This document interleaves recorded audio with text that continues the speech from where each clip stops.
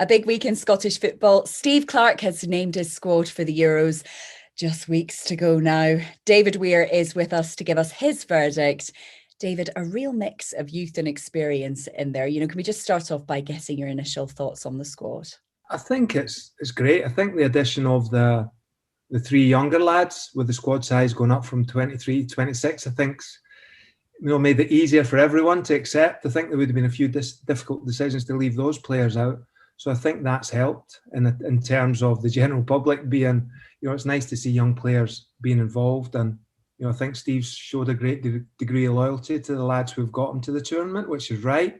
And although, the squad's not full of really big names, obviously there are a few, it's a really settled squad. It's a really experienced squad. There's a really good balance in the squad. And, it's been together for a while, which I think is the key thing in terms of there's a good bit of stability and a good bit of knowledge and know-how within the group. Can we just talk about the youth there? So specifically Gilmour, Turnbull and Patterson. How influential do you think they can be, David? And is it a bit of a gamble for Steve Clarke, taking a chance on so many uncapped players? No, I think it's good. The dynamics of the group are really important. When you've got 26 players, there's going to be a lot of disappointed players in terms of not starting. So I think the younger players, I'm sure their expectation is not to start, they'll want to be involved, and rightly so at some stage, but I'm sure they're not expecting to start the initial games. And I think that balance is really, really important, that you have some players within the group who his expectation maybe isn't to start. If you've got 20, 25 players all expecting to start, then you're going to have a really difficult dynamic in the group. So, and you can be away for a long period of time as well. So that can be pretty challenging for the manager, I think. So I think that's a bonus. I think they'll bring enthusiasm. I think they'll bring energy, and I think they'll keep the other lads on their toes because they know that they're good players as well. So they'll push them as well. So no, I like it. I like the fact the young guys are involved. The lack of experience is irrelevant. I think the only way you get experience is by doing something, and sometimes the opportunity is the hardest thing to get. And Steve's gave those guys an opportunity, which will hopefully push on the other players as well. Let's talk about Billy Gilmour, because he's widely regarded as a real rising star. Do you think he'll make the starting 11 against the Czech Republic, David?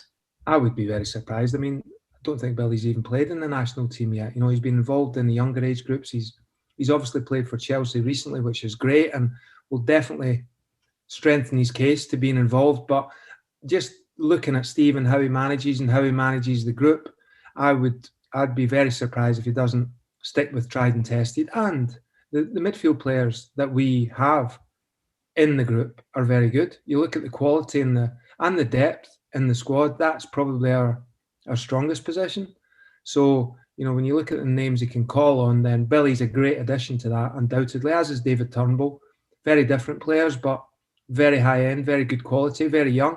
And then when you add in the experience and the knowledge of the John McGinns and the Scott McTominays and people like that, then there's a really good balance there and there's real good competition. Like you say, Billy's made a really positive impression at Chelsea so far. What, in your view, David, makes him so special? I think he's fearless, which you find with a lot of young players.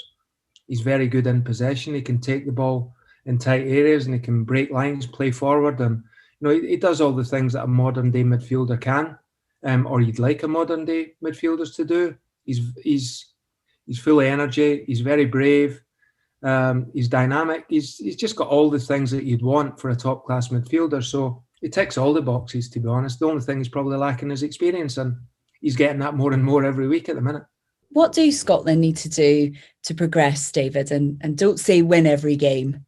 That would help, yeah. But it'll be tough. The fact that we've got a couple of games at Hampden, that's a big plus. It's a big advantage. Hampden's, obviously the situation now is very different to what it normally is. But Hampden, playing in your home ground in your home country, and the logistics of that will make it easier, which is helpful. But we've got to win. We've got to win at least one game, I would imagine, to get through. And then, but the games are winnable. We've shown that in the past, playing against good teams and qualifying for the competition, and recently in the World Cup, that we're capable of getting results against good quality teams. So it's exciting. And, obviously it was all about qualifying, and now it's all about getting through the group. That's how it works. What do you think about criticism that, there are no big names involved in this Scotland squad? I would counter there is. Kieran Tierney and Andrew Robertson and Scott McTominay are playing for big clubs at big levels. I don't think Scotland, usually the bigger names are at the top end of the pitch, and Scotland maybe don't have that type of star, although they've still got good players.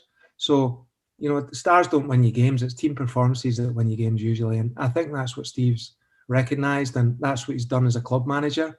And that's what he's doing as an international manager. So Steve's picked a squad. He's not picking individuals. He's picking a squad, and from that squad he'll pick a team. And I think that's where our strengths will lie, in terms of the sum of the parts probably being better than the individual parts, if that makes sense. And I think that's what we'll be relying on. And that's always been Scotland's strength, really, is good team performance, good work ethic, and hopefully get a bit of luck as well. Will we beat England? I hope so.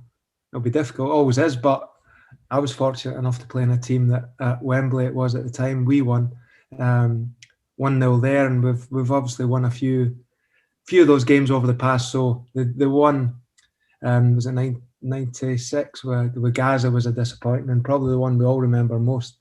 But we won one there subsequently, and hopefully it will be the same on the 18th of June, I think it is. So really looking forward to that. That'll be special.